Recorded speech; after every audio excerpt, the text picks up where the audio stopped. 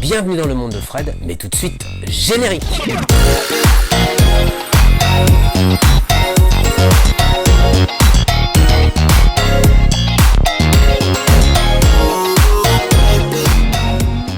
Bienvenue dans mon univers, bienvenue dans le monde de Fred. Chaque semaine, je vous partagerai tous mes coups de cœur dans tous les domaines que j'affectionne.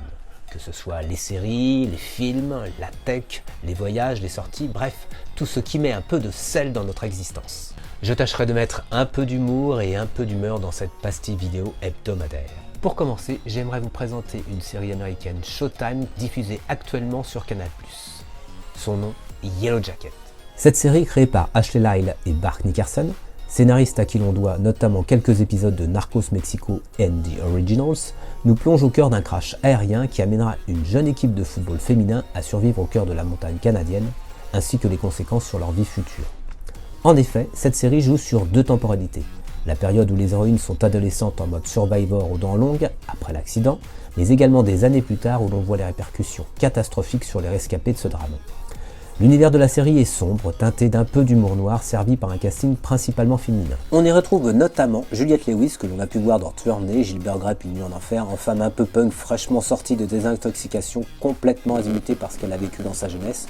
Christina Ricci, méconnaissable en perruque blonde bouclée derrière de grandes lunettes, elle campe ici une infirmière manipulatrice en manque d'affection qui traîne ce trouble depuis son adolescence et à qui définitivement je ne confierai pas ma carcasse pour être soignée.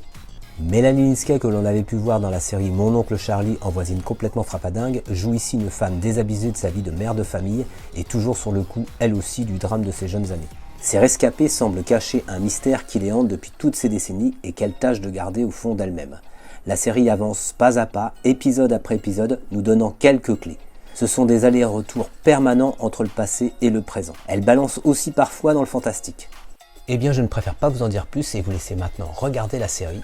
Évidemment, c'est une saison 1, donc vous vous doutez bien que nous n'aurons pas tous les tenants et les aboutissants de l'histoire. Oups, spoiler. Mais j'espère qu'elle vous tiendra en haleine et j'ai moi déjà hâte de voir la saison 2. Voilà, c'est fini pour le monde de Fred aujourd'hui et j'espère vous retrouver très bientôt. Bye bye!